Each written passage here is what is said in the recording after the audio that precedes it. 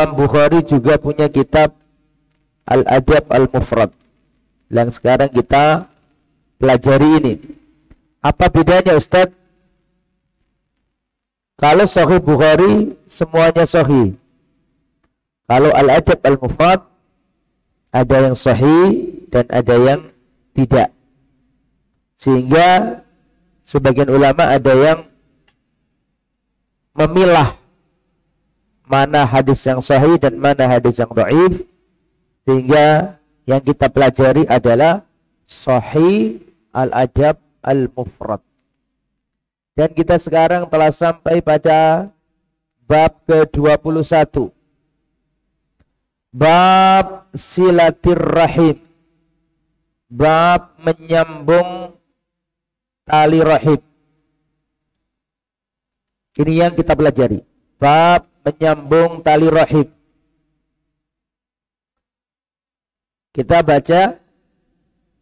Qala al-muallif rahimahullah an Abi Ayyub al-Ansari radhiyallahu anhu, dari sahabat Nabi yang mulia yang bernama Abu Ayyub al-Ansari, anna a'rabiyan arada lin nabiyyi sallallahu alaihi wasallam fi masirihi. Sesungguhnya ada seorang Arab Badui. Arab Badui itu Arab dusun, Arab kampung dari pedalaman. Ada orang Arab Badui yang menghadang Rasulullah ketika Rasulullah Sallallahu Alaihi Wasallam ada di perjalanannya. Faqala, kemudian orang Arab Badui ini berkata, akhbirni ma yuqarribuni minal jannah wa yubaiduni minan nar. Tolong kabarkan kepadaku amalan yang mendekatkan diriku ke surga dan menjauhkan diriku dari neraka. Jadi orang pedalaman ini, orang Arab Badui, orang dusun, orang desa, pas itu Rasulullah sedang dalam perjalanan. Terus orang Arab Badui ini mendatangi Nabi dan dia berkata kepada Nabi, tolong infokan kepadaku, kabarkan kepadaku amalan yang bisa mendekatkan diriku ke surga dan menjauhkan diriku dari neraka. Qala, Rasulullah menjawab, yang pertama, kalau engkau ingin masuk surga, dijauhkan dari neraka, yang kau lakukan yang pertama, ta'budullah wa la tusyriku bihi syai'a. Sembahlah Allah dan jangan engkau menyekutukan Allah. Bertauhid, tidak melakukan syirik. Yang nomor dua, wa tuqimus shalah, engkau menegakkan sholat. Nomor tiga, wa tu'tiz zakah, engkau menunaikan zakat. Nomor empat, sesuai materi, wa tasilur rahim, engkau menyambung tali rahim. Hadis sahih riwayat Imam Al-Bukhari dalam kitab Al-Adab Al-Mufrad. Pelajaran yang bisa dipetik. Sebelum kita petik pelajaran-pelajarannya, saya ulangi sekilas. Jadi ceritanya, Nabi dalam perjalanan. Terus ada orang Badui, Arab Badui, mendatangi Nabi. Dan orang Arab Badui ini bertanya, ya Rasulullah, kabarkan kepadaku hal yang bisa mendekatkan aku ke surga, menjauhkan aku dari neraka. Maka Nabi ngasih 4 amalan. Yang pertama, menyembah Allah dan tidak berbuat syirik. Nomor 2, menegakkan sholat. Nomor 4, menyambung tali rahim.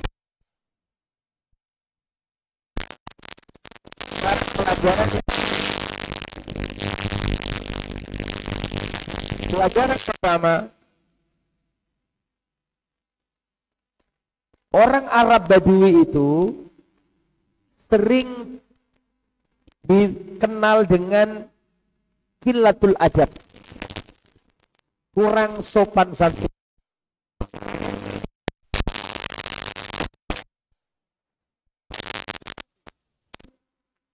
Masih ingat nggak panjenengan kisah ada orang Arab Badui kencing di Masjid Nabawi?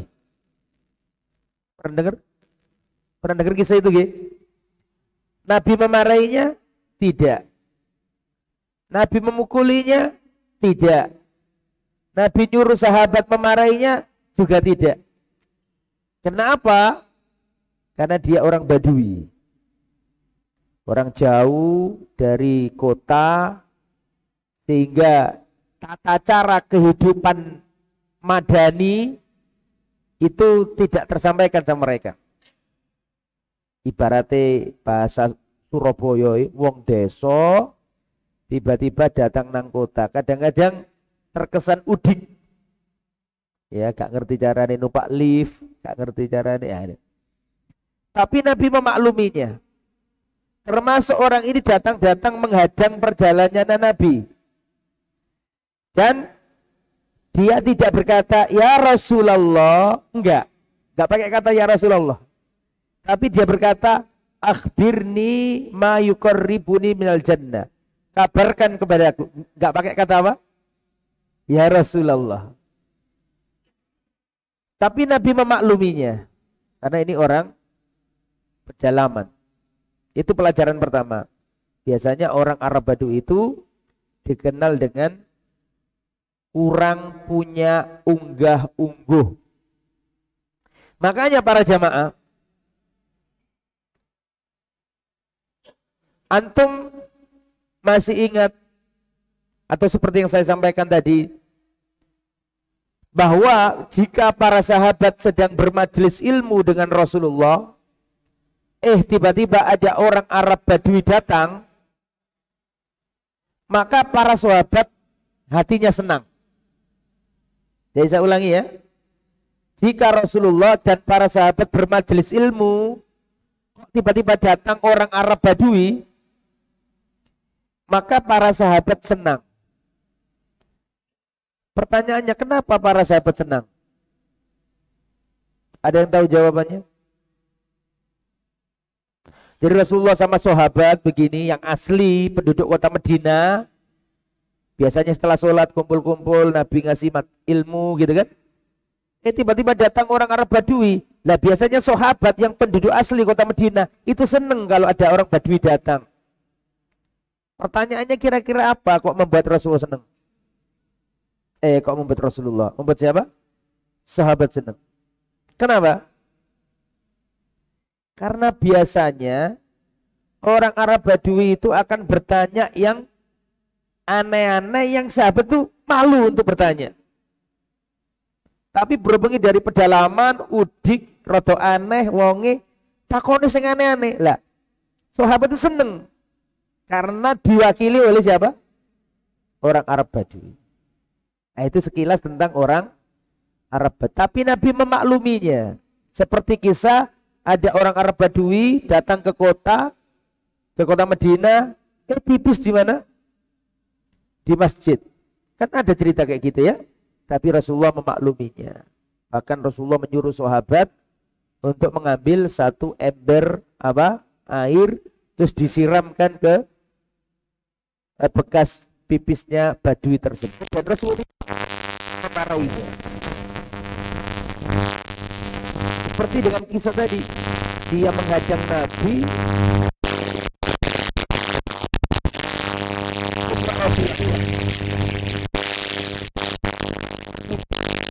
Tidak ditotok kromo ya. Mosok ngene-ngene langsung di. Tapi Nabi justru menjawab. Nabi pertama, Rasulullah itu kalau ada orang bodoh gak marah. Orang bodoh melakukan kesalahan gak marah. Tapi nek sahabat inti melakukan kesalahan, Nabi marah. Makanya ketika orang Arab Badui datang ke Masjid Nabawi pipis, para sahabat marah itu. Mau menghardik, mau memukul. Lihat respon Nabi. Nabi berkata, biarkan. Biarkan ini ada dua maslahat. Maslahat pertama, welas asihnya Nabi kepada umatnya. Itu kalau kamu cegah, maka dia akan memberhentikan apa? Memberhentikan kencingnya secara tiba-tiba.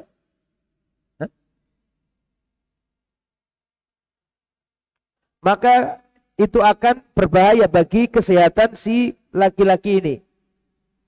Karena kalau lagi pipis lancar-lancarnya terus dimarahi, disetop, maka Rasulullah kasihan sama orang Badui ini.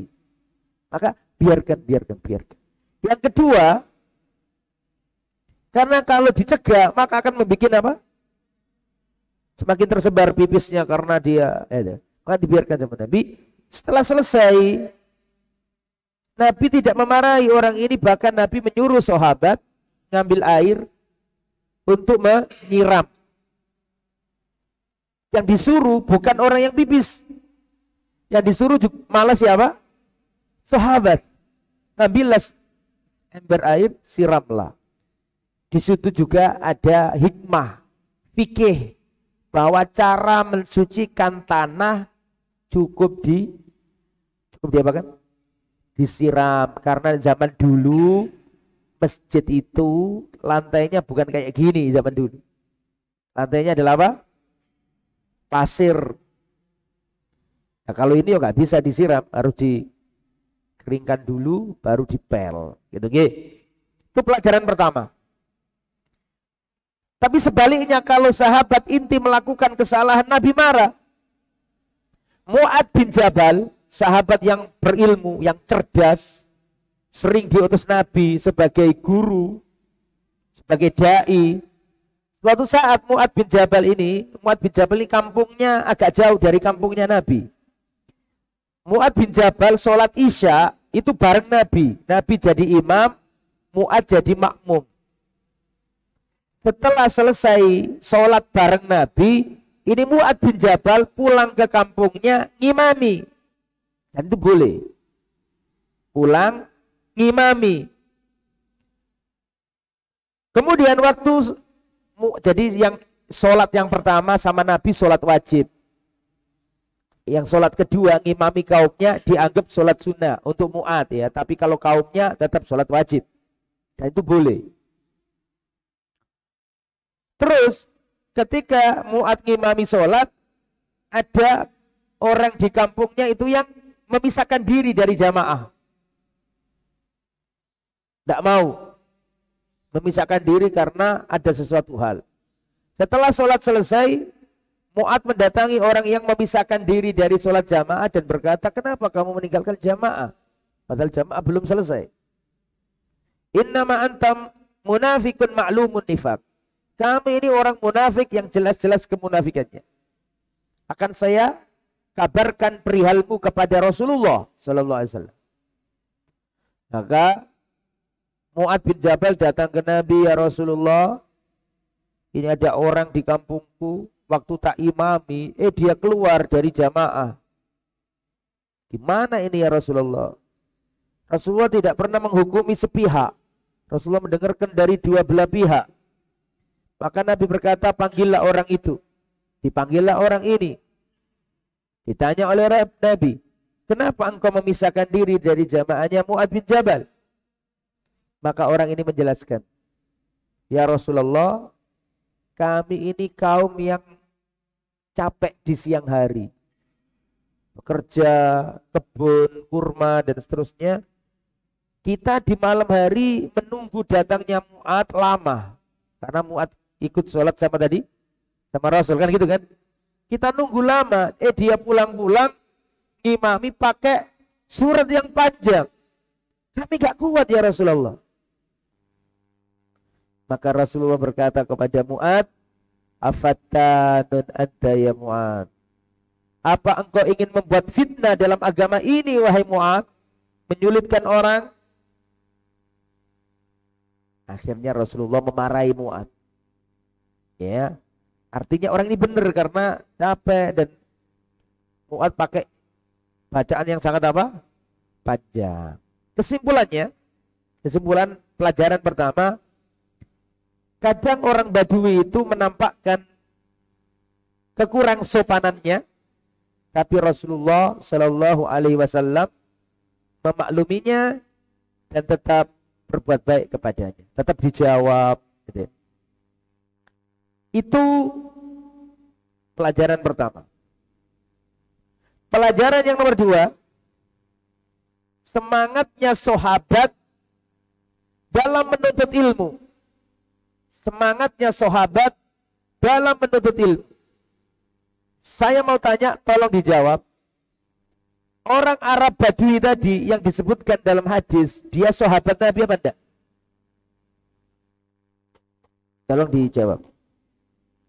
Statusnya sahabat Nabi apa enggak? Ya sahabat lah. Definisi sahabat itu apa sih? Kriteria seseorang dikatakan sahabat Nabi itu kalau terdapat pada dirinya 3 hal. Apa 3 hal ini? Yang pertama, man laqiyan nabiyya, siapa yang pernah bertemu dengan Nabi. Dia bertemu enggak? Bertemu. Siapa yang bertemu dengan Nabi? Nomor 2, mu'minan bihi, beriman kepada Nabi. Dia beriman, dia buktinya tanya kan tentang masalah agama. Nomor 3, wa mata 'alal iman, meninggal dalam keimanan. Sehingga orang Arab Badui tadi juga dianggap sebagai sahabat Nabi. Lah, pelajaran nomor 2 adalah semangatnya sahabat Nabi dalam menuntut ilmu.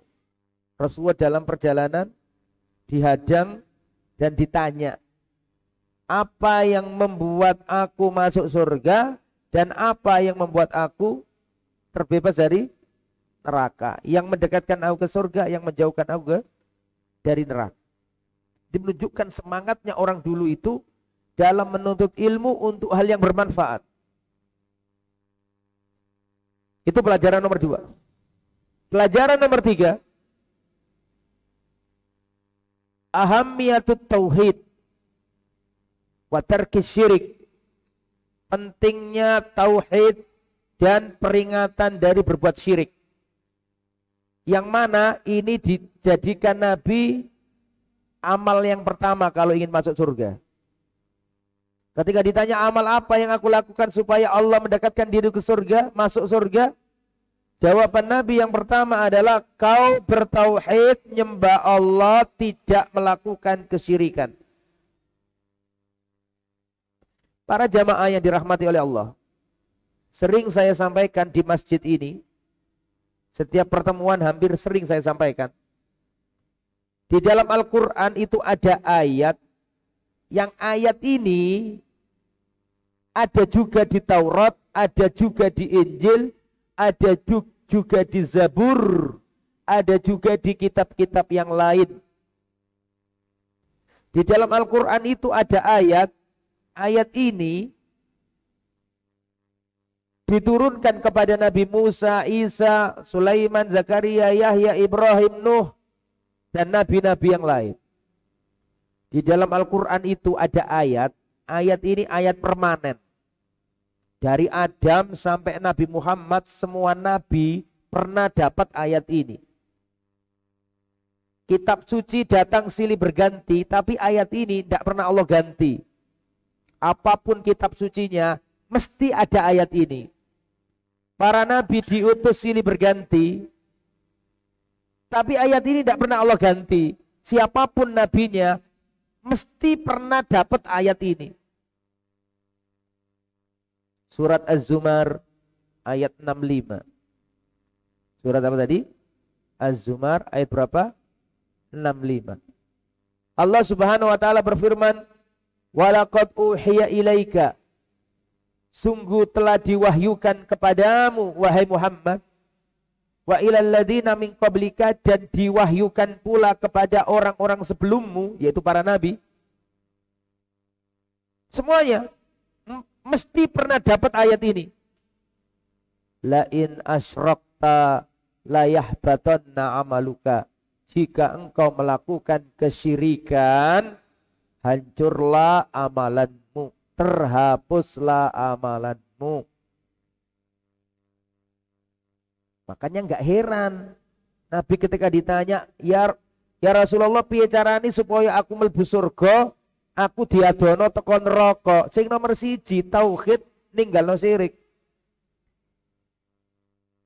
Jangankan orang biasa, orang Arab Badui, wong para nabi dari Adam sampai Nabi Muhammad shallallahu alaihi ajmain, perintah pertama dari Allah paling inti adalah tauhid, ninggalno syirik. Dan memang syirik ini bahaya. Surat An-Nisa ayat 48 Allah berfirman, "Innallaha la yaghfiru an yushraka bihi wa yaghfiru ma duna dzalika liman yasha." Allah tidak mengampuni dosa syirik, dan Allah mengampuni dosa lain selain dosa syirik. Makanya penting bertauhid, ninggalkan syirik ini. Karena syirik ini menghancurkan amal-amal. Sampai haji, sampai umroh, jihad, sedekah, jangan melakukan kesyirikan. Pasang jimat,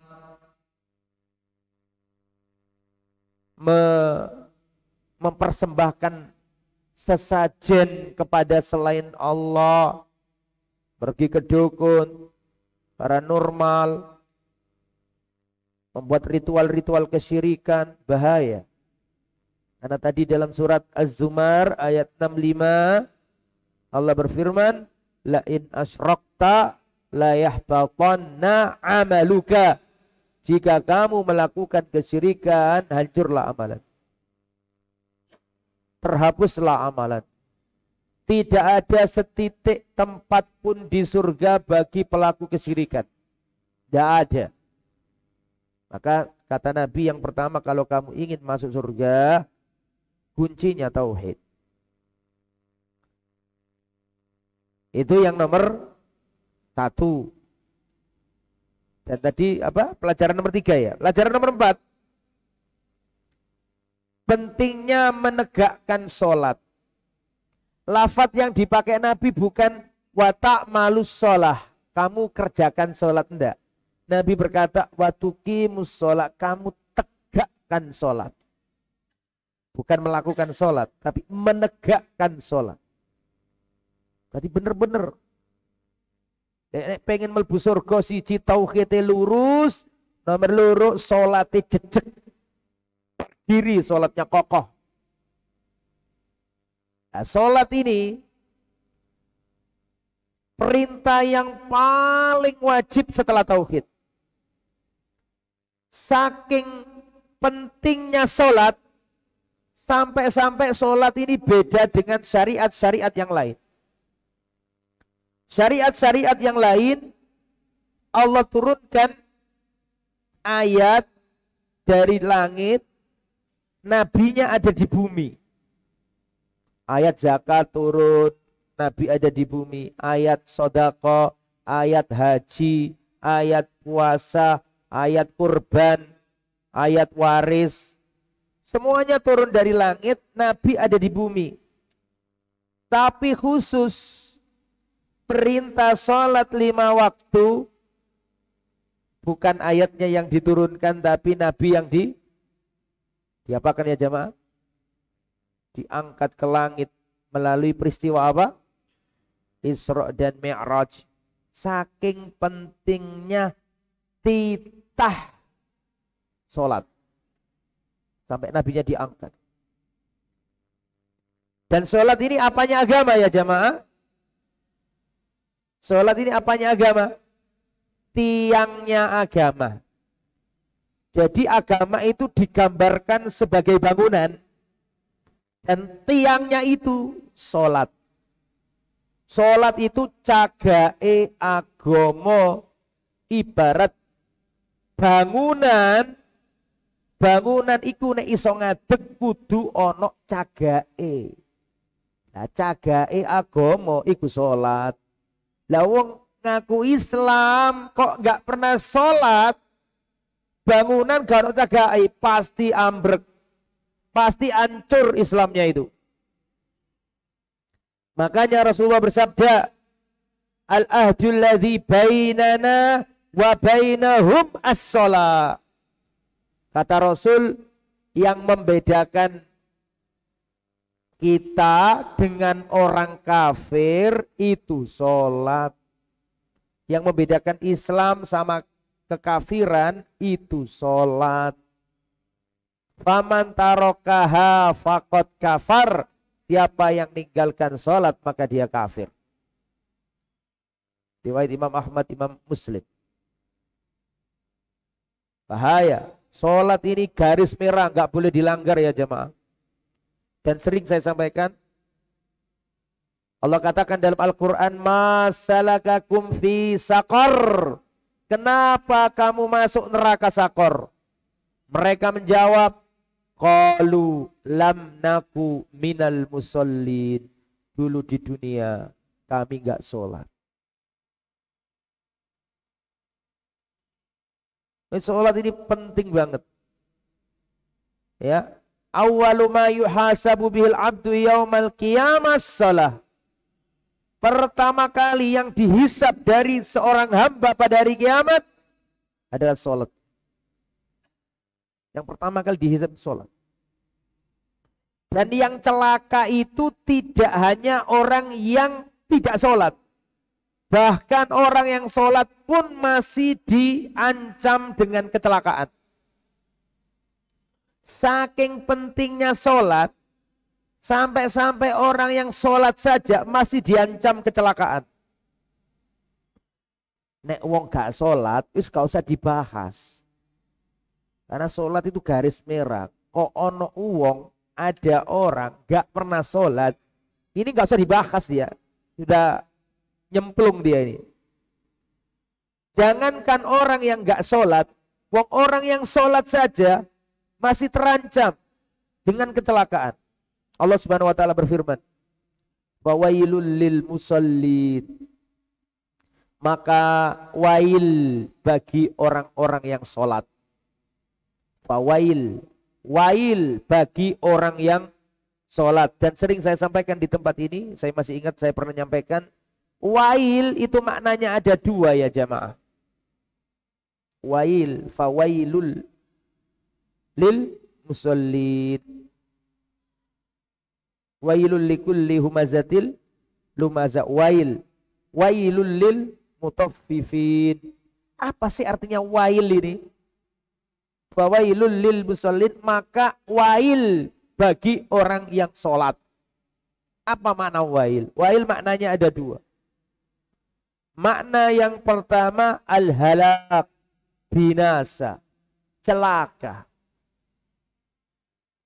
Berarti berdasarkan makna yang pertama ini, fawailul lil musallin artinya celaka, binasa bagi orang yang sholat.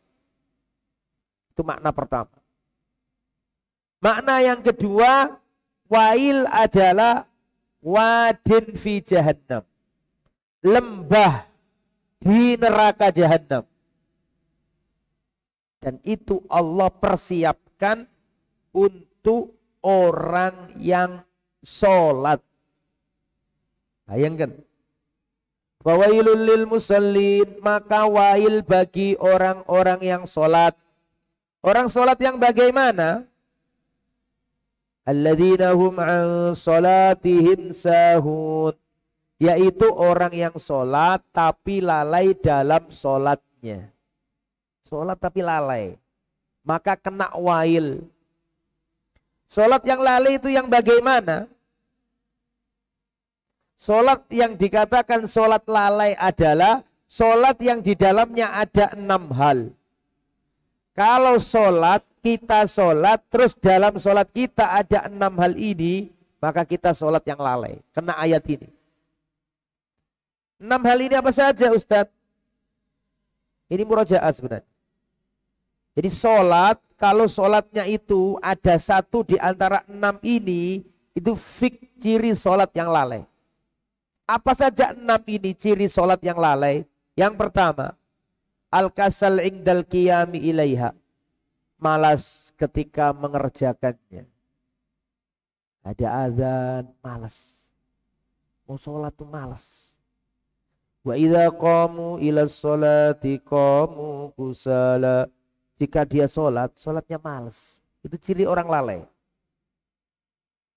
Nomor 2, mura'atun nasi fi fi'liha.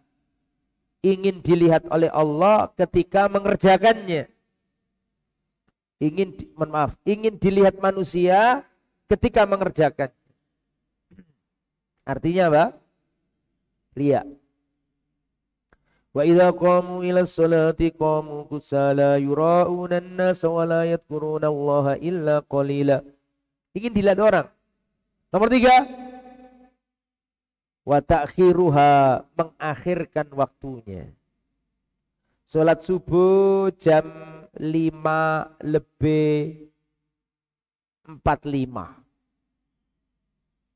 Salat gak ini orang? Salat, tapi celaka. Salat asar jam 5:20. Salat gak dia? Salat, tapi celaka. Karena mengakhirkan. Nomor berapa sekarang? Nomor 4. Wa nakruha, cepat gerakannya. Enggak ada tumaknina. Rukuknya cepat, sujudnya cepat. Dia sholat, iya dia sholat, tapi celaka. Karena dia lalai dalam sholat. Itu nomor 4. Nomor 5.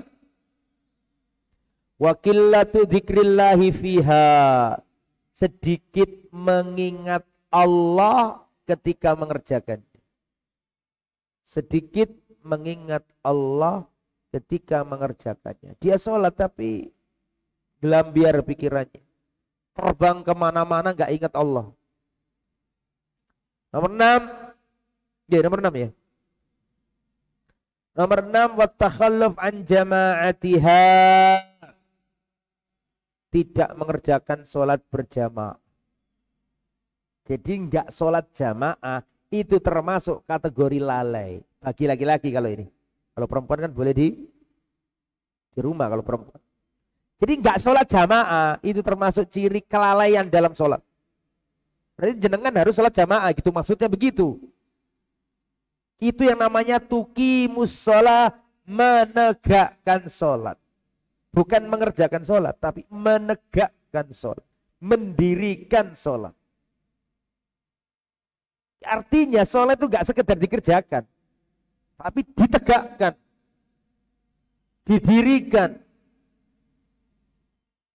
Ya, ini tadi yang nomor 6, sholat jamaah. Karena tidak sholat jamaah itu tanda kelalaian. Bagi laki-laki lah ya. Datang laki-laki buta, ja'a rajulun a'ma. Atan Nabiya sallallahu alaihi wasallam rajulun a'ma faqala ya Rasulullah laisa li qaidun yursiduni ilal masjid. Datang lelaki buta berkata kepada Nabi, ya Rasulullah, tidak ada yang nuntun aku pergi ke masjid. Aku ini buta ya Rasul, dan tidak ada yang nuntun aku ke masjid. Terus minta keringanan. Tolabar rukhsah minan Nabi, minta keringanan. Kula niki boten saged mirsani ya Rasul, lan boten wonten tiyang ingkang nuntun kula berangkat menyang masjid. Wis gak iso lihat, plus gak ono sing nuntun. Farokhisli, tolong ya Rasul, saya diberi keringanan, saya ingin sholat ten griya. Farokhosalahu Rasulullah sallallahu alaihi wasallam, maka diberi rukhsah sama Nabi, ya monggo Pak silakan. Falamma walla, ketika orang ini mau berpaling pulang, dipanggil lagi sama Nabi, sebentar. Hal tasma'un nida abis sholat, apakah panjenengan masih bisa dengarkan adzan? Dijawab, na'am ya Rasulullah, aku masih bisa dengarkan adzan. Kata Nabi, fa'ajib, kalau gitu datangilah panggilan adzan itu.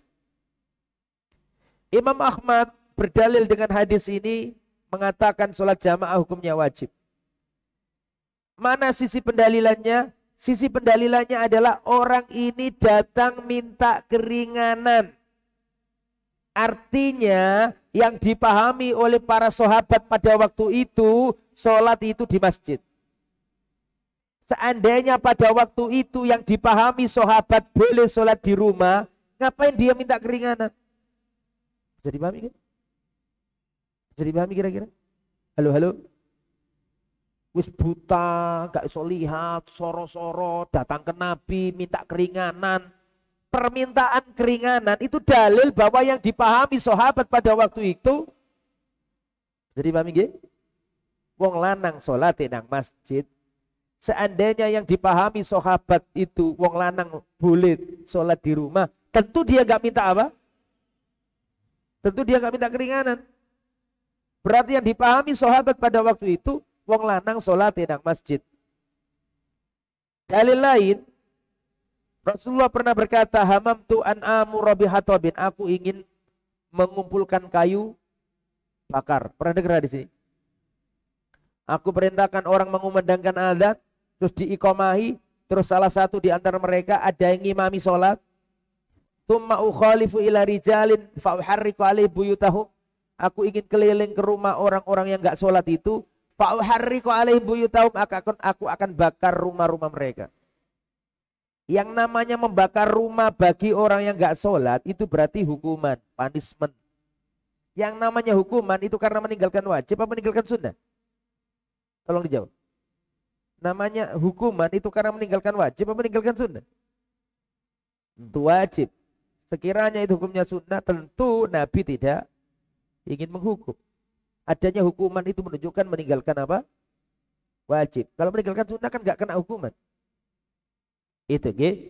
Jadi balik ke materi, sholat ini penting, Pak. Perhatikan nggih, sholatuka hayatuka. Sholatmu itu hidupmu. Sholatuka hayatuka. Sholatmu itu ya hidupmu. Kalau sholatmu diakhir-akhirkan, percayalah urusanmu pasti terakhir. Nek sholatmu kepontal-pontal, pasti urusanmu kepontal-pontal. Seperti kepontal-pontal. Mbuh bahasa apa aku ya bingung. Kepontal-pontal itu apa? Nek sholatmu gak teratur, uripmu pasti gak teratur. Sholatuka hayatuka. Sholatmu hidupmu. Maka barang siapa menjumpai kerumitan hidup, anak durhaka, istri gak nurut, rumah tangga berantakan, bisnis hancur, terus Anda ingin memulai memperbaiki semua itu, langkah pertama adalah perbaiki sholat. Sejatinya orang yang memperbaiki sholatnya, sejatinya dia sedang memperbaiki hidupnya. Orang kalau berusaha memperbaiki sholatnya, sejatinya dia sedang memperbaiki hidupnya. Sholatuka hayatuka. Sholatmu adalah hidupmu. Selesai. Terus kata Nabi yang nomor 3, waktu tizaka, menunaikan zakat. Pertama tauhid, gak ngelakoni syirik. Nomor 2 menegakkan sholat, kata Nabi kalau ingin masuk surga. Nomor 3 waktu tizaka, menunaikan zakat. Secara garis besar zakat dibagi 2. Zakat apa? Zakat mal dan zakat fitrah atau zakat fitri. Kalau zakat fitrah atau zakatul fitri dikeluarkan di penghujung Ramadan. Batas akhirnya adalah sebelum sholat Id. Betul ya? Sebelum sholat Id. Dikeluarkan berapa? Makanan pokok dikeluarkan berapa? Satu sok. Dikeluarkan berapa? Satu sok. Satu sok itu berapa Ustadz? Satu sok itu 4 mud. Soke gak ngerti, mute yo gak ngerti bisa. Mud itu segini. Ini mud itu. 1 mud. Kali berapa? Saya tadi kan 1 sok sama dengan 4 mud. 1 mud segini. Makanya karena ini takaran, bukan kiloan, bukan apa? Karena ini takaran, bukan timbangan, sehingga kalau dikonversi ke timbangan terjadi khilaf para ulama. Saya ulangi ya, sok itu satuan, saya ulangi, sok itu takaran, bukan apa? Bukan timbangan. Tapi kalau dikonversi ke timbangan, maka terjadi khilaf pendapat. Ya, ada yang mengatakan 3 kilo, ada yang mengatakan 2,5 kilo. Ya, monggo ikut yang mana. Kalau mau hati-hati ya 3 kilo aja. Kalau mau hati-hati ya. Per jiwanya itu 3 kilo. Ya. Dan zakat ini ibadah yang nggak pakai aturan balik apa nggak balik. Ada anak umur 2 tahun, bapak ibunya kaya raya terus kecelakaan, bapak ibunya mati, anak yang umur 2 tahun ini dapat harta banyak warisan, tetap bayar zakat meskipun dia belum balik. Jadi zakat itu ibadah yang nggak ada kaitannya sama apa? Halo? Balik apa enggak? Balik. Bayi sekalipun, kalau waktunya zakat fitrah, harus dibayari enggak zakatnya? Iya, termasuk zakat mal juga. Oke. Lah zakat fitri ini mustahiknya cuma 1. Fuqara wal masakin. Adapun asnaf mustahik zakat itu gharib, punya utang, fakir, miskin, fisabilillah, itu untuk zakat apa? Itu untuk zakat apa? Mal. Kalau zakat fitrah khusus ya fuqara wal masakin. Jadi yang lainnya enggak ada. Itu 1 zakat fitrah. Makanan pokok di penghujung Ramadan 1 sok atau 3 kilo atau 2,5 kilo. Yang kedua zakat mal. Zakat mal itu zakat harta. Bagaimana caranya Ustadz? Kapan kita harus mengeluarkan zakat kita? Jenengan wajib mengeluarkan zakat mal kalau jenengan orang kaya. Orang miskin enggak? Pertanyaannya, kapan orang dikatakan kaya? Jawabannya, orang dikatakan kaya kalau uangnya sudah mencapai nisab. Lah nisab itu berapa Ustadz? Nisab zakat mal kata Rasulullah isruna dinar, 20 dinar. 20 dinar berapa rupiah Ustadz? Ayo kita konversi. 20 dinar itu 1 dinarnya sama dengan 4,25 gram emas murni. Saya ulangi. 1 dinar itu sama dengan 4/4 gram emas murni. Murni loh ya. 4,25. Kalau tadi saya sebutkan nisabnya berapa dinar tadi? Halo? 20. Kan gitu nggih? Berarti 20 kali 4,25. Hasilnya ketemu berapa? 85 gram emas murni. Nah sekarang 1 gram emas murninya berapa? Sekarang 1 gram emas murni berapa? Saya nggak tanya bayar Saya nggak tanya bapak-bapak karena kayaknya nggak tahu. Ibu-ibu yang pasti tahu. Berapa Bu? 1 gramnya berapa Bu sekarang? Ibu-ibu pura-pura nggak tahu, padahal tahu. Ibu-ibu kan seneng emas. Mas Bagio, Mas Bambang, Mas Gunawan. 1 gramnya berapa sekarang? 2 juta. Dalam Pak? 1 juta. Waduh, gak update zaman Pak. Gak ada 1 gram 1 juta. 1,9 hampir 2 juta nggih. 1,9 Pak. Naik sekarang Mas ini. 1,9 Mas ya. Tolong kalikan 85 Mas. 1,9 kali 85. Berapa ratus juta? 100 lebih kayaknya. 161. Berdasarkan asumsi harga sekarang gitu ya maksud saya ya. 1 gramnya 1,9 juta kurang lebih kali 85 ketemunya 161. Wah. Maka kalau orang punya duit nganggur, duit dia di rekening atau emas emas 85 gram atau duit seukuran berapa tadi? 161 juta, 161 juta. Maka dia dianggap orang kaya mencapai nisab. Apakah langsung dikeluarkan zakatnya Ustadz? Enggak. Nunggu 1 tahun. Contoh ya, detik ini misalnya uang saya 140 juta misalnya. Detik ini uang saya 140 juta. Belum sampai nisab, betul? Tiba-tiba selesai kajian, saya keluar dari masjid, saya dapat rezeki, masuk ke rekening saya, misalnya 40 juta. Berapa totalnya? Ngomong nggak lah. 140 ditambah 40, berapa tadi? 180. Berarti per saat itu mencapai nisab apa enggak? Mencapai dengan asumsi yang tadi itu. Maka hari apa ini sekarang?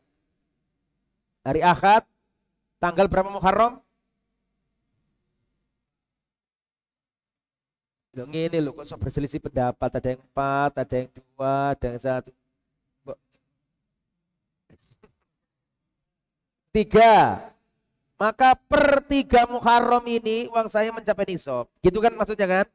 Maka saya lingkari itu 3 Muharram uang saya mencapai nisab. Saya lingkari kalendernya tuh. Ini pertama kali hari mencapai nisab. Apakah langsung dikeluarkan zakatnya? Enggak. Islam itu tidak hanya melihat maslahatnya orang miskin. Islam itu juga melihat maslahatnya orang kaya. Bisa dipahami saya? Dikasih sama Islam apa? Waktu. Berapa tahun? 1 tahun. Karena hidup itu ada risiko Pak. Mungkin ada istri lahiran, mungkin ada pendidikan anak, mungkin ada sakit. Atau mungkin dia mengembangkan bisnis. Dikasih kesempatan sama Islam berapa tahun? 1 tahun. Berarti per tahun depan, tadi kan 3 Muharram tadi ya. Maka tahun depan saya lihat tanggal 2 Muharram. Tanggal 2 Muharram, kalau ternyata uang saya ini tambah jadi 500 juta misalnya. Karena saya pakai bisnis, saya pakai jualan apa misalnya. Tahun depan saya kalkulasi kok 500 juta. Mencapai nisab enggak? Sampai toh baru dikeluarkan 2,5%. 2,5% dari 500 juta berapa? Itu yang dikeluarkan jadi zakat. Atau 200 juta, berarti 200 juta 2,5%-nya berapa? 2,5% dari 200 juta. Ya, 5 juta toh. Jadi punya uang 200 juta itu keluarkannya 5 juta. Punya uang 100 juta keluarkan? Enggak keluarkan, enggak sampai nisab kok. Berdasarkan asumsi yang tadi itu. Kecuali kalau harganya turun. Tapi kayaknya sulit kalau turun. Jelas ya? Nah, jadi nisabnya 20 dinar. 20 dinar itu kalau dikonversi 85 gram. 85 gram itu berapa? Kalau dengan asumsi harga 1,9 juta, maka nisabnya 160 sekian juta kan gitu tadi ya. Apakah langsung dikeluarkan? Enggak, ditunggu apa? Nisabnya kok nisab apa namanya tadi? 1 tahun ya, apa namanya? Haul. Kalau 1 tahun baru dikeluarkan kalau sudah mencapai nisab dan berlalu 1 tahun dikeluarkan 2,5%. Oke, khalas. Pertama bertauhid, kedua menegakkan sholat, ketiga zakat, terakhir menyambung tali rahim. Ini menunjukkan kedudukan menyambung tali rahim itu sangat kuat sampai disejajarkan dengan tauhid, sholat, dan zakat.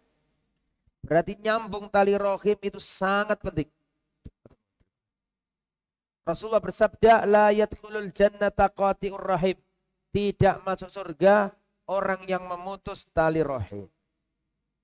Maka kesimpulannya, hadis ini saya simpulkan, datang orang Arab Badui menghadang Nabi, tanglet, tanya, kabarkan kepadaku atau minta tolong kabarkan kepadaku amalan yang mendekatkan aku ke surga, menjauhkan aku dari neraka. Dijawab Nabi 4 hal. Yang pertama, kamu menyembah Allah, tidak melakukan kesyirikan. Nomor 2, menegakkan sholat. Ketiga, menunaikan zakat. Keempat, menjaga tali rahim, menyambung tali rahim. Kalau kamu lakukan 4 ini, kamu surga. Itu maksudnya. Sekarang kita tanya jawab, jika ada yang bertanya, monggo. Monggo. Waalaikumsalam warahmatullahi wabarakatuh. Mas Alif dikasih mic, Mas Alif.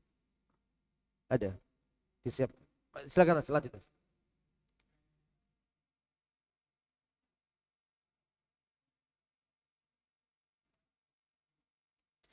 Kalau bahasa Arabnya silaturahim. Silaturahmi itu bahasa Indonesia. Kita nggak usah salah-salahan. Itu sudah ditransliterasi, diterjemahkan oleh orang Indonesia, KBBI. Coba dicek KBBI. Silaturahmi apa silaturahim? Kita kan ada bahasa baku, ada bahasa enggak baku. Itu serapan dari bahasa Arab. Kalau bahasa Arabnya silaturahim, lah nggak tahu orang Indonesia kok jadi silaturahmi. Itu sama dengan sholat dibaca tulisannya salat, kayak gitu loh Mas, kayak gitu itu jangan terlalu. Yang penting nek ngomong Arab itu bener. Bahasa Arabnya apa? Silaturahim.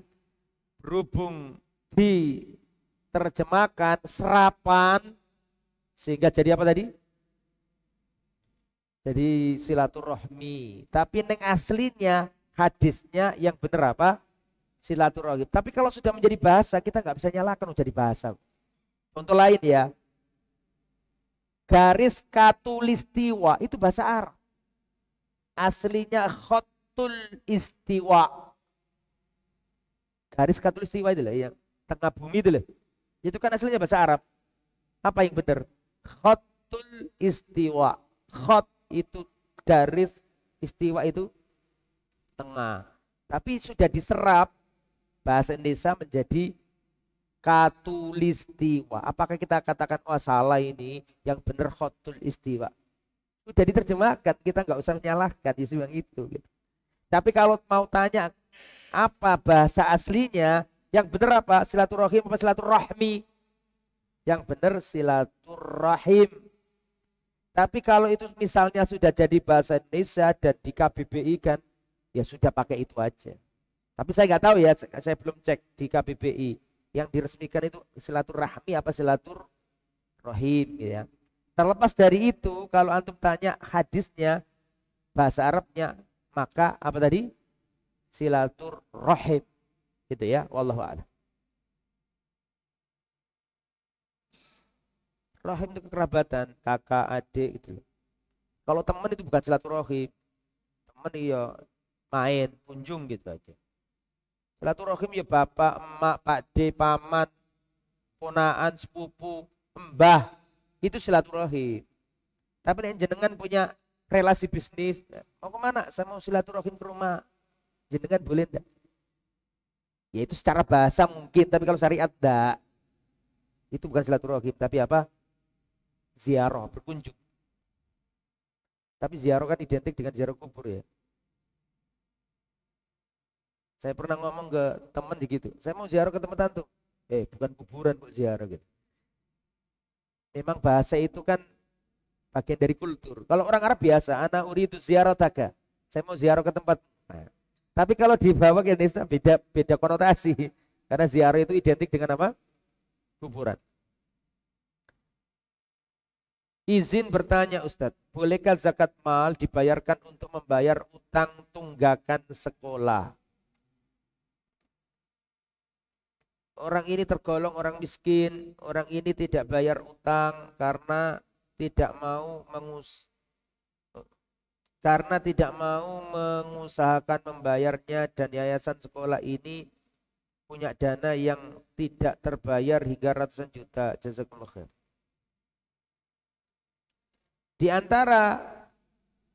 antara orang yang berhak menerima zakat adalah al-gharim, orang yang memang terlilit apa? Utang. Jadi nggak apa-apa. Orang yang dikonfirmasi sampean karena punya utang tak kasih zakat, tapi zakatnya ini untuk bayar utang. Wallahu a'lam bishawab. Semoga tidak mengapa. Karena memang yang termasuk mendapatkan zakat mal adalah al-gharib, orang yang dililit. Wallahu a'lam. Ada pertanyaan lagi silakan. Kalau ada monggo.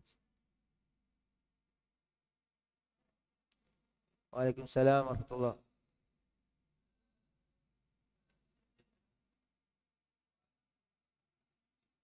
Seorang dikatakan mencuri, tertangkap, terus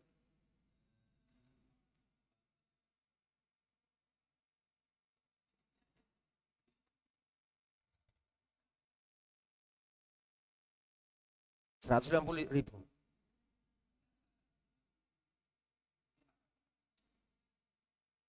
Si yang punya rumah. Ya.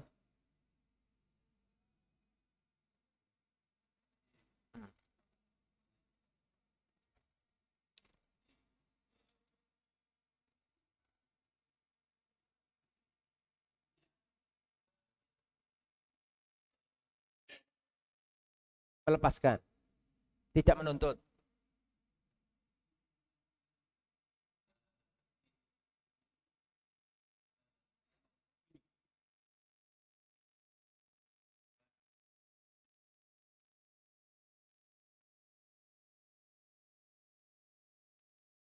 Uangnya.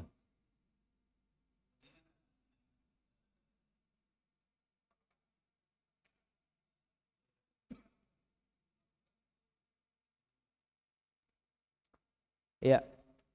Jadi beliau bertanya, ada orang mencuri,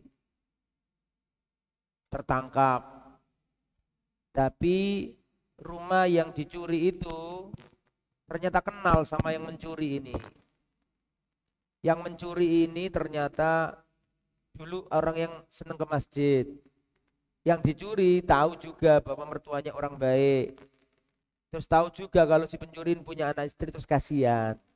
Mungkin kepepet atau kayak apa. Terus dimaafkan. Karena mau dihakimi sama warga, terus dimaafkan sama orang yang dicuri. Apakah boleh maafkan? Ya boleh lah. Kenapa nggak boleh? Boleh. Tapi lihat, tidak selamanya memaafkan itu baik. Kalau dengan memaafkan itu orang ini menjadi jerah, dia berhenti, ya monggo. Tapi kalau orang ini terkenal suka jahat, ya harus dihukum supaya ada efek apa? Jerah. Tapi kalau jenengan tahu ini orang kepepet, kasihan, ya nggak apa-apa. Selama belum diangkat naik, ya boleh dimaafkan. Kekeluargaan enggak apa. Lebih baik ya didatangkan keluarganya, terus sambil dinasihati, dimaafkan. Ya semoga menjadi titik balik untuk kembali ke jalan yang benar. Jadi nggak apa-apa kalau sebelum diangkat naik, ya nggak apa-apa, dimaafkan ke keluarga, nggak masalah. Wallahu a'lam bishawab. Monggo kalau ada siapa, silakan.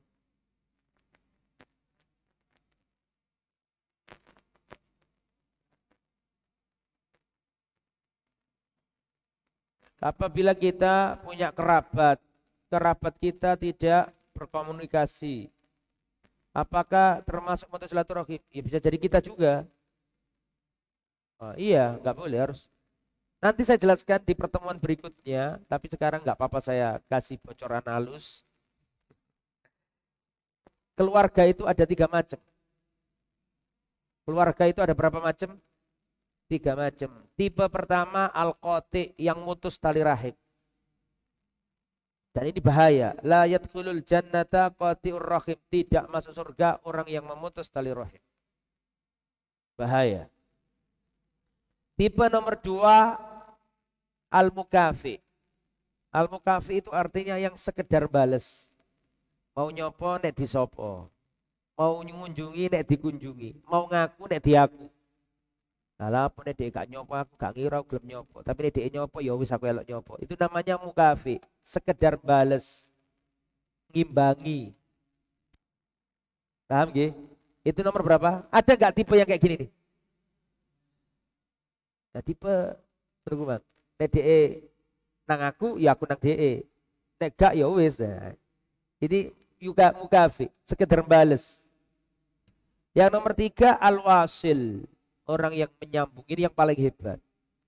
Siapa al-wasil ini? Laisal wasilu man idza quti'at roh. Laisal wasilu bil mukafi. Bukanlah orang yang nyambung tali rohim yang sekedar balas kayak nomor 2, bukan. Walakinnal wasila man idza quti'at rahimuhu wasalaha. Orang yang dikatakan nyambung tali rohim adalah orang yang diputus tali rohimnya, tapi dia tetap mau menyambung. Makanya kalau kita punya saudara, punya misanan, punya Pak D, punya paman, itu sambung. Karena di antara cara berbakti kepada orang tua yang sudah wafat, atau di antara cara berbakti kepada orang tua adalah nyambung tali rohimnya orang tua. Kakaknya orang tua, adiknya orang tua, pamannya orang tua, keponakannya orang tua, anaknya orang tua. Anaknya orang tua itu siapa? Saudara. Dipikir. Saudara. Anaknya orang tua itu saudara. Jadi gitu nggih, harus disambung. Wallahu a'lam. Ada lagi pertanyaan? Izin bertanya, Ustaz. Silakan Ibu-ibu. Kan kalau mertua itu kan nggak ada mantan ya, Ustaz. Gimana, Bu? Mertua. Tidak ada mantan mertua kan, Ustaz. Kalau misalnya mertua kita dari suami yang dulu itu adalah kafir, kemudian dari beliaunya juga tidak ada komunikasi dengan kita, apakah kita masih ada kewajiban untuk menyambung tali rahim? Mantan mertua ada, kenapa enggak ada? Tapi statusnya dia mahram, enggak boleh kita nikahi selama-lamanya. Misalnya si Ahmad nikah sama Aisyah. Oke. Terus terjadi perceraian. Emaknya Aisyah namanya siapa? Emaknya Aisyah namanya Fatimah. Kalau terjadi perceraian, maka si Fatimah tetap selama-lamanya nggak boleh diapakan? Nggak boleh dinikahi sama siapa tadi? Ahmad. Ya. Sudah nggak ada hubungan. Nggak harus nyambung. Cuman nggak boleh dinikahi selama-lamanya. Dan nggak harus nyambung silaturahim kemana ke mertua. Sudah gak mertuamu bubar kok. Cuman gitu loh. Cuman nggak boleh bagi si siapa tadi? Ahmad menikah dengan siapa? Siapa tadi? Fatimah selama-lamanya. Bukan berarti terus mertua kita sambung, ya enggak lah, sudah selesai sama Aisyah kok. Tapi statusnya si Ahmad enggak boleh nikah sama Fatimah selama-lamanya. Dan enggak harus keharusan silaturahim, ngasih duit, enggak, sudah selesai. Wong jadi istrinya Aisyah jadi enggak ada kewajiban ngasih duit, apalagi sudah enggak jadi. Tidak ada kewajiban laki-laki ngasih duit ke mertua, tidak ada. Yang ada itu ihsan. Dan bukan berarti nggak boleh, bukan berarti memprovokasi orang itu nggak berbuat baik ke mertua. Tetap cintai mertua, sayangi mertua, kasih duit ke mertua, harus, silakan. Tapi nggak wajib. Nggak wajib. Ya, itu babnya bab ihsan, bukan bab nafkah. Gitu, gitu. Tapi kalau jadi istri suami, ya hendaklah suami membantu istri untuk berbakti kepada orang tuanya. Istri harus membantu suami berbakti kepada orang tuanya. Tapi kalau ditanya apakah kewajiban suami seorang laki-laki ngasih nafkah ke mertua, tidak ada kewajiban itu. Itu bantu, ihsan, berbuat baik, tapi bukan kewajiban. Wallahu a'lam bishawab. Silakan kalau ada pertanyaan lain. Oke, silakan. Pakai mic Bu, biar denger.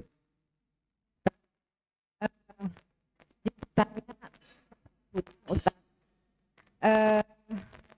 dia seorang yang buta. Tidak dengar Bu, ngapunten. Ini Ustaz, dia yang berhutang, keponakan berhutang kepada pamannya. Seorang berhutang ke pamannya. Ya, dalam jumlah yang sangat besar, ratusan juta begitu Ya. ya Ustadz. Kemudian karena nggak ada kabar, kemudian didatangi ke rumahnya, selalu menghindar. Sampai akhirnya barulah menyadari si paman bahwa keponakan ini memang berniat untuk tidak membayar. Tanpa minta maaf atau mendatangi rumah si paman gitu ya Ustadz.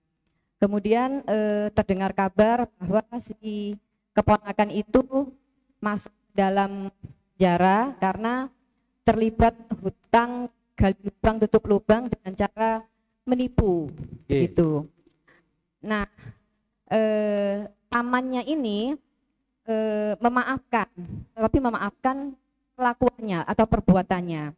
Karena orang tua si keponakan itu mendatangi, jadi kakaknya ya, kakak si paman itu mendatangi si paman, bukan mendatangi, si paman mendatangi si kakak untuk menanya kejelasan anaknya, karena waktu itu orang tuanya turut menjanjikan hutangnya akan dibayar. Lalu si kakaknya didatangi, kakaknya minta maaf gitu. Nah, si paman itu memaafkan, ya udah dimaafkan perbuatannya. Tapi terkait uang yang ratusan juta itu, kalau tetap ditagih, apakah termasuk tidak ikhlas ya Ustadz? Artinya begini, si paman itu ikhlas dengan perbuatan si keponakan yang sudah menipu pamannya ratusan juta, tetapi kalau si paman itu tetap meminta haknya kembali, uangnya dengan cara dicicil atau bagaimana sebagai efek jerah, karena setelah keluar dari penjara pun tidak ada itikat mendatangi paman secara langsung untuk meminta maaf atau tidak ada itikat untuk mengembalikan. Nah, kalau si paman ini tetap meminta haknya itu agar tetap dicicil meskipun memaafkan perbuatannya, apakah itu termasuk nggak ikhlas si paman ini Ustadz? Begitu Ustadz. Jazakallahu khairan. Iya, nggak ada masalah kan, memang punya utang kok ya dibayar. Si anak, si ponakan ini kan utang pamannya ratusan juta, di penjara karena terlibat penipuan dengan pihak-pihak yang lain. Terus apakah si paman ini memaafkan? Itu jenenge gak memaafkan, karena memaafkan itu kalau bayar. Tadi yang saya kira memaafkan itu dalam artian apa? Terus gak bayar, gitu kan? Dan itu berhak, memang duitnya dia kok, tidak apa-apa. Dan ketika si paman tidak memutihkan utang, tidak bisa dikatakan pamannya memutus tali rahim, tidak bisa. Itu hak adami, hak anak Adam. Jadi boleh pamannya untuk menagih dan wajib bagi ponakan untuk membayar. Ya, urusan utang ini sampai hari kiamat, saya ulangi, tidak ada hutang yang tidak terbayar. Tidak ada. Tidak ada hutang yang tidak terlunasi. Tidak ada. Pasti terlunasi. Kalaupun nggak di dunia, pasti di akhirat. Tidak ada utang nggak terbayar. Tidak ada. Karena sangkutan utang itu sampai ke akhirat. Ada seorang laki-laki, ya Rasulullah, kalau aku berjihad di jalan Allah terus aku mati terbunuh, apakah aku masuk surga? Kata Nabi, kalau kamu berjuang fisabilillah, tidak mundur menegakkan kalimat Allah, iya benar kamu masuk surga. Setelah itu Nabi berkata, ulangi lagi pertanyaannya, ya Rasulullah, Kalau aku berjuang di jalan Allah, jihad, aku mati syahid, apakah aku masuk surga? Kata Nabi, iya, kalau kamu niatnya untuk menegakkan kalimat Allah, tidak lari dari peperangan, kamu masuk surga, kecuali satu, utang. Utang, ini orang mati syahid lah. Jihad di Palestina misalnya, ditembak Israel mati, duit utang, utangnya nggak bisa terhapus meskipun mati syahid, nggak terhapus, Pak. Ada hitung-hitungan pada hari kiamat. Itu pada mati syahid, apalagi mati yang tidak begitu syahid. Gitu ya. Jadi urusan anak Adam itu sampai ke bawah akhirat. Makanya saya tutup dengan statement ini. Perhatikan. Kedoliman itu ada 3. Kata Rasulullah, ini penting banget Pak, hati-hati. Az-zulmu thalathah. Dolim itu ada 3. Pertama, dulmun la yaghfiruhullah, kedoliman yang tidak diampuni Allah. Kedua, dulmun yaghfiruhullah, kedoliman yang diampuni Allah. Ketiga, dulmun la yaghfiruhullah, kedoliman yang pelakunya tidak dibiarkan Allah. Kita mulai dari yang pertama. Adapun yang pertama, kedoliman yang tidak diampuni Allah adalah dosa syirik. Orang menyembah selain Allah sampai mati, ya itu sudah wis nggak ada harapan. Berlaku surat Az-Zumar ayat 65, la in asyrakta la yahbatanna amaluka. Kalau kamu melakukan kesyirikan, hancurlah amalan.